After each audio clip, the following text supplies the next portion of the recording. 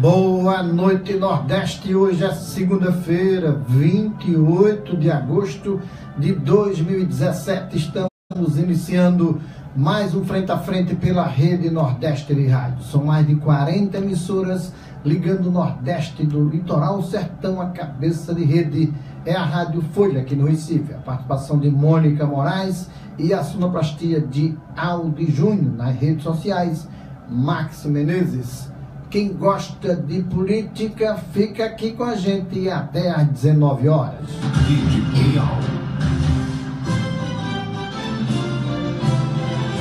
Minha gente, o resultado das eleições no estado do Amazonas, que ontem fez uma eleição suplementar para governador do estado, trouxe um dado estarrecedor e que merece uma reflexão. Naquele estado, 50% dos eleitores aptos a votar não compareceram, anularam o voto ou votaram em branco.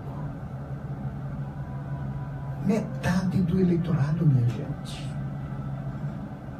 Isso é um recado claro, objetivo e contundente em relação ao sentimento do eleitor amazônico com os políticos, que não é diferente do resto do país, de apatia, de desencanto e de frustração. O eleitor que não vai à sua urna votar é porque está completamente desapontado com o político. O eleitor que chega na sessão eleitoral e anula o seu voto, ele está mandando o seu recado. Não quero saber de político. Não acredito mais em ninguém. Este é o recado que vem lá do Amazonas. Metade do eleitorado, minha gente. O povo brasileiro está saturado dos políticos atuais, do político tradicional. E eu não estou dizendo isso aqui de forma irresponsável e nem aleatória. Isso está retratado até em pesquisas recentemente divulgadas em todo o país, que 84% da população não confia nos políticos que estão nos representando e que querem mudança. Mas o Amazonas ficou sem opção de mudanças, porque tinham dois políticos disputando o governo do estado lá, que já eram velhos caciques da velha política do Amazonas. O velho não cabe mais na concepção eleitoral do povo do Amazonas. E amanhã, 2018, o velho não vai caber na concepção do eleitorado nacional. Este é um recado. É um recado da insatisfação de tudo o que está acontecendo neste país, de Lava Jato, de escândalos, de políticos mentirosos, de gente que toma o dinheiro da merenda escolar, da educação, da saúde, dos hospitais para desviar em benefício próprio. Gente que não respeita a soberania popular e o voto do seu eleitor. O povo cansou. O povo brasileiro está completamente frustrado e desenganado com seus representantes. Foi por isso que aconteceu isso lá no Amazonas.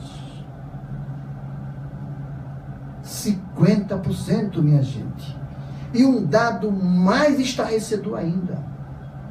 Essa soma dos brancos nulos e de abstenção foi maior do que o resultado do governador mais votado, do governador eleito. Brancos, nulos e abstenção ganharam do governador eleito. Ou seja, eles não queriam eleger ninguém. Isso pode acontecer com o Brasil. E nós estamos caminhando para a eleição presidencial. E você vê um horizonte sem alternativas de renovação para a presidência da República, muito menos para o Congresso, nos 27 estados brasileiros. Vai ser uma eleição diferente. Podem acreditar. O eleitor cansou do político tradicional.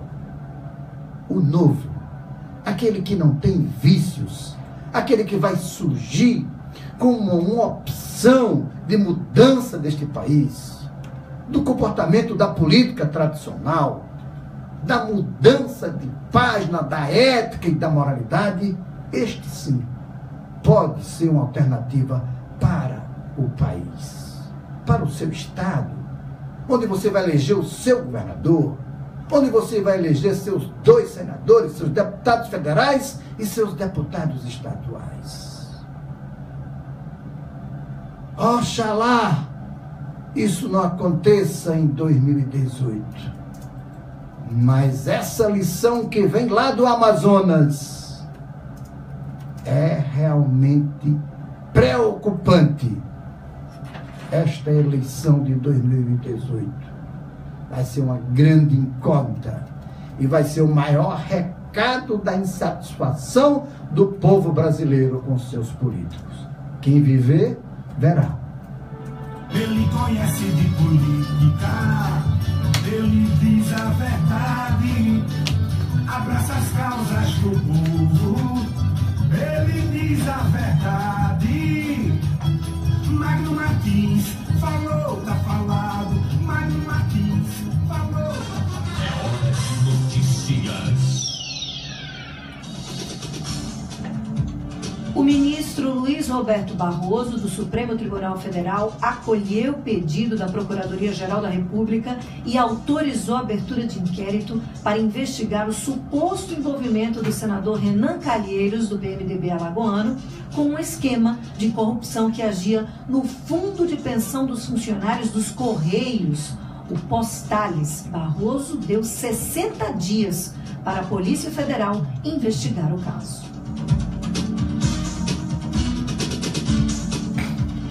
Em uma semana decisiva para a votação da reforma política, o segundo vice-presidente da Câmara, deputado André Fufuca, do PP do Maranhão, deve assumir nesta terça-feira a presidência da Casa pela primeira vez.